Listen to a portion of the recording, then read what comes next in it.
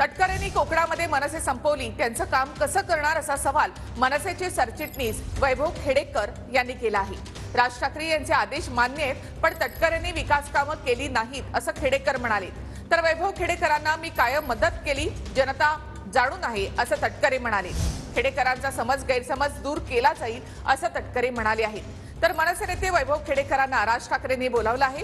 उद्या सकाळी 11 वाजता रायगडमधील मनसे पदाधिकाऱ्यांची बैठक देखील होणार आहे।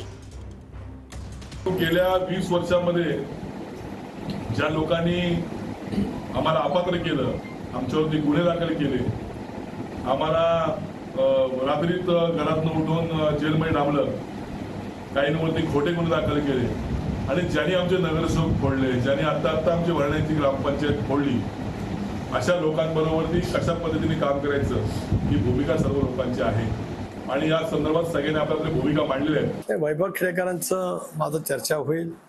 वैभव खेडेकरांना काय मी मदत केली ती खेडची जनता त्या ठिकाणी जाणते आहे। ते सुद्धा एक चांगले काम करणारे मनसेचे नेते आहेत। काही गैरसमज त्यांचा असेल तर तो नक्की त्या ठिकाणी दूर केला जाईल। शेवटी त्यांच्या पक्षाच्या नेतृत्वाने भूमिका ती घेतलेली आहे आणि मनसेचे सैनिक पक्षाचा नेतृत्वाचा आदेश असं मानतात, पण तरी स्थानिक पातळीवरती त्यांच्या मनामध्ये काय संभ्रम असेल तर त्यांच्याशी चर्चा करून तो दूर केला जाईल।